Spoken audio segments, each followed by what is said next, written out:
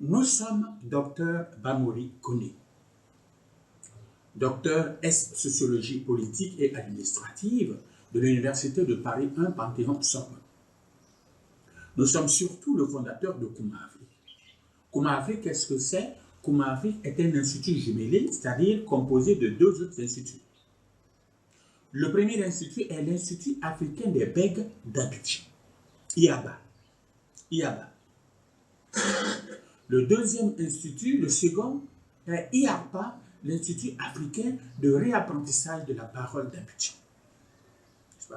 Alors, c'est lorsque nous tentions de définir justement les fonctions de ces deux instituts que les recherches préliminaires, n'est-ce pas, nous ont amené à faire des découvertes sur vraiment les dons de Dieu, n'est-ce pas, en notre faveur. Nous avons vu, dans fait, si vous voulez, des découvertes que nous trouvons significatives, bien évidemment. Chacun aura son opinion là-dessus lorsque nous aurons fini de les exposer. Mais nous appelons ça des merveilles de Dieu pour nous. C'est le titre de notre intervention, des merveilles de Dieu pour nous. Il y en a au total, il y a 5 vidéos au total que nous développons sur le thème. Nous en avons déjà développé 3. Cette vidéo est la 4e. Donc, les merveilles de Dieu pour nous, ce sont justement les facilités que Dieu nous donne à notre organisme pour que nous soyons à l'aise, pour que nous vivons bien et heureux. C'est ce qui donne justement à l'homme la longévité, n'est-ce pas? C'est ce qui donne à l'homme la mort difficile. Vous comprenez que la maladie ne nous emporte que lentement. Et quand nous nous reprenons très tôt, nous pouvons survivre à la maladie. Alors ici, comme nous le disions, nous disons que nous sommes aux merveilles de Dieu pour nous, et c'est la 4e vidéo. Et à ce niveau, nous allons voir, alors qu'ailleurs, nous avons vu plusieurs niveaux, au niveau du sang, les merveilles de Dieu au niveau du sang, au niveau de la nutrition, etc. Ici, nous allons voir ces merveilles au niveau, par exemple, des nerfs et du système nerveux.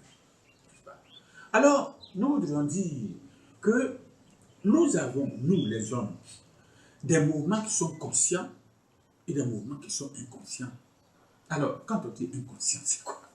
Inconscient relève du commandement de Dieu, de notre Créateur. Il nous met des organes que lui-même commande en dehors de nous. Comment est-ce que ça s'appelle? Une merveille. Alors, commençons au point 18 par les mouvements conscients.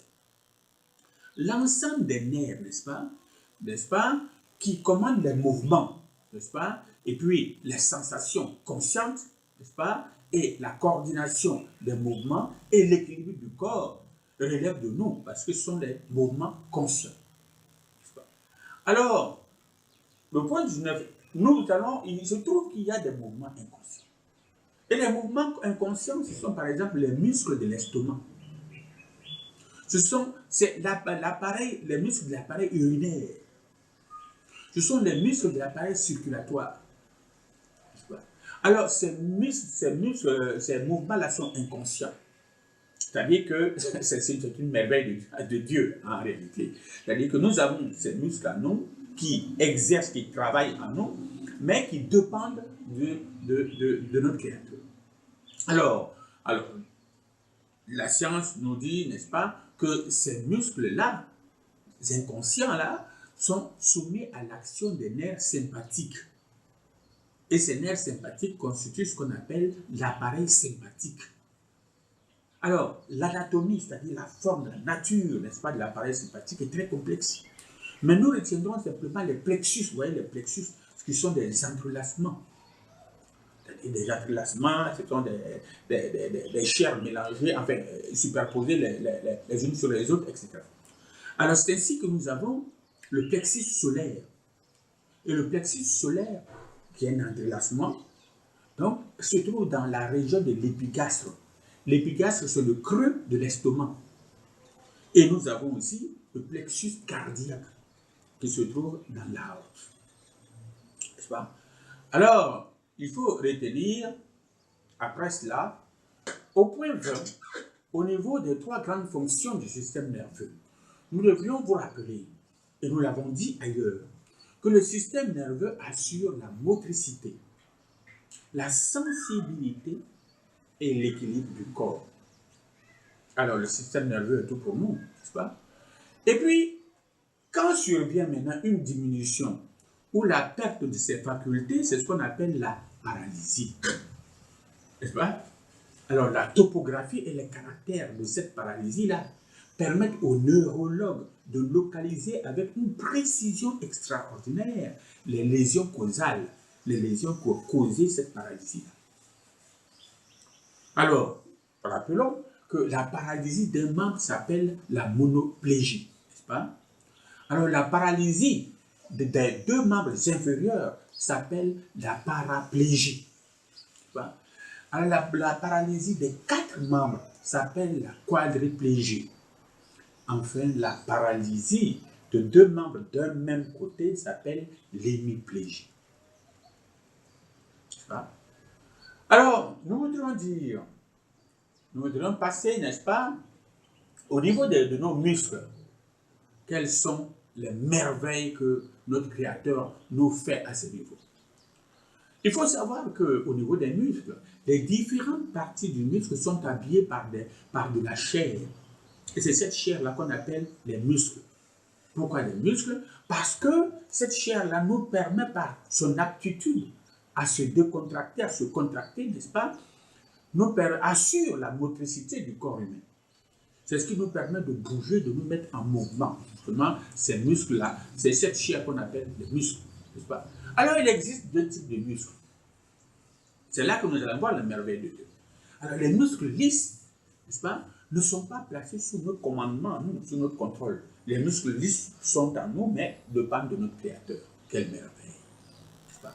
Alors, ce sont notamment les muscles intestinaux et les muscles gastriques. Ils sont au nombre de 46. N'est-ce pas? Alors, nous avons à côté, n'est-ce pas, des muscles lisses qui ne dépendent pas de notre commandement. Nous avons les muscles striés. Les muscles striés qui sont, eux, soumis à notre volonté. N'est-ce pas?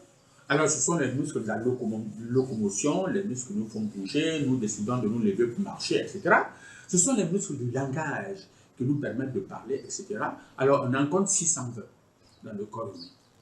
Alors, que dites-vous? N'est-ce pas une merveille que d'avoir des muscles lisses et des muscles striés? Et que, n'est-ce pas, seuls les muscles striés dépendent de nous et les muscles lisses dépendent de notre Créateur et sont à nous, fonctionnent à nous. Alors, nous passons au point 22. Le point 22, c'est l'exception. Alors, nous avons le cas d'un muscle exceptionnel. Ce muscle-là, il est strié. Et quand il est strié, il dépend de notre commandement normalement. Mais lui est strié et ne dépend pas de notre commandement, de notre volonté. C'est ce muscle qu'on appelle le myocarde. C'est le muscle du cœur, n'est-ce pas? Alors, quelles sont les vertus de notre Créateur au niveau de la peau? Alors là, vraiment, c'est incroyable. Notre peau est tellement intelligente par le fait de notre Créateur, par le fait des merveilles de notre Créateur, que nous vous invitons à nous écouter sagement. Alors, la peau contient des réseaux nerveux très développés et très importants, qui assurent la sensibilité tactile quand nous touchons quelque chose, qui avertit des agressions extérieures quand il y a par exemple du froid ou de la chaleur, et qui recueille aussi les sensations voluptueuses quand on nous caresse. Alors, ces réseaux nerveux assurent de surcroît la sensibilité thermique qui met l'organisme en état de défense, n'est-ce pas, contre les variations de la température, qui protège, n'est-ce pas, le corps contre les brûlures, et qui protège le corps également contre les gerçures. Les gerçures, ce sont des crevasses, des petits trous que l'on a sur la peau par le fait de l'excès de froid. Alors, d'autre part, n'est-ce pas, trop de chaleur fait sécréter la sueur. Quand il fait chaud, nous sécrétons la sueur. En revanche, trop de froid fait rétracter la peau, se rétracte, fait rétracter la peau et hérisser les cheveux. Les poils se dressent. Alors, ce mécanisme-là de rétraction de la peau et puis l'hérissage des poils là, est le même pour la peur et pour la colère. Quand nous avons peur ou bien quand nous sommes en colère, notre peau se rétracte et nos poils se dressent. Alors, l'alarme au froid, c'est-à-dire quand le froid arrive et que notre peau va percevoir, n'est-ce pas, cette arrivée grâce à ces réseaux extraordinaires là, n'est-ce pas? Alors, il va mettre notre peau va mettre en jeu l'alarme. Cette alarme fait trembler les muscles superficiels de notre corps pour, n'est-ce pas, pour créer de la chaleur. C'est pourquoi quand il fait froid, on grelotte. C'est-à-dire que pendant ce temps, nous émettons de la chaleur. Alors, c'est ce frisson-là qui libère le sucre en réserve. Et ce sucre-là s'appelle le glycogène, n'est-ce pas?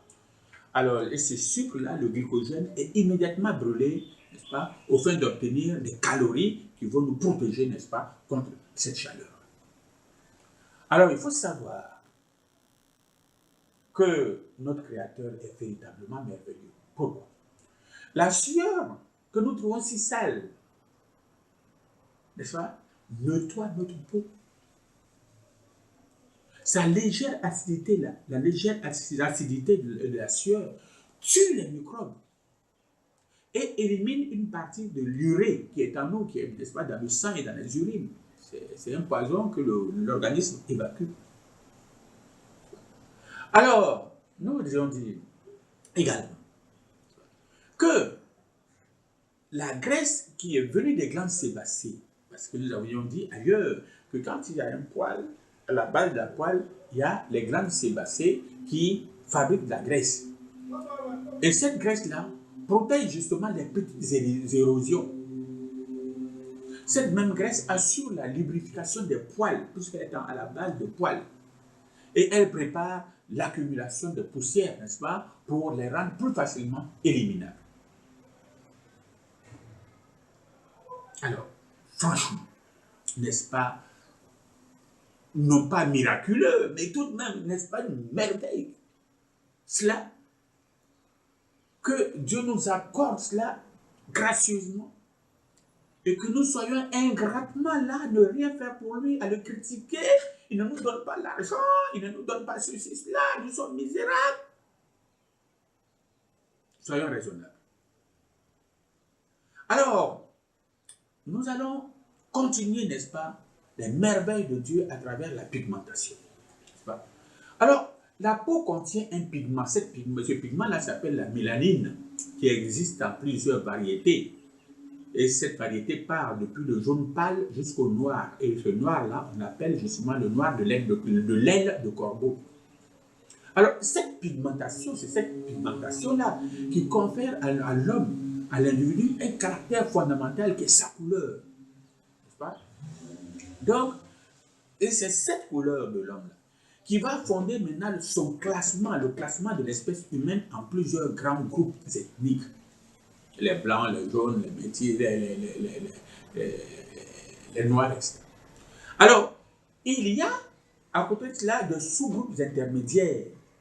Ces sous-groupes intermédiaires viennent par le fait du croisement de sujets, c'est-à-dire d'hommes de couleurs différentes.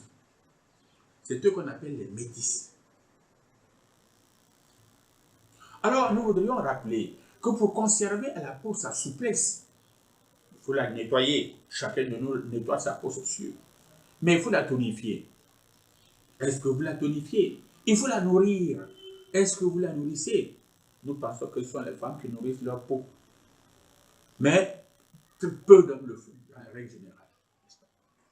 Alors, véritablement, voici les merveilles de Dieu que nous voulons vous transmettre, vous exposer, n'est-ce pas, pour que chacun de nous prenne ses responsabilités vis-à-vis de notre Créateur.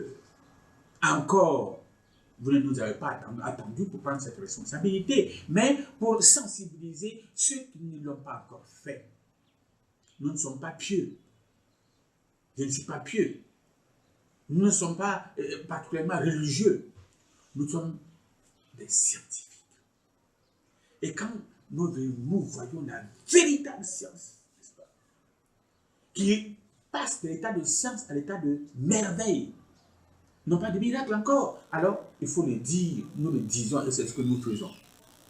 Alors nous allons terminer en donnant un conseil à nos femmes, à nos sœurs, à nos mères, pour leur dire de faire attention à l'eau de Cologne trop alcoolisée. On dira l'eau de Cologne fortement alcoolisée. En effet, on a pu constater des cas, n'est-ce pas, de bébés ivres. Des bébés ivres parce qu'on les a frictionnés avec de l'eau de Cologne trop fortement alcoolisée.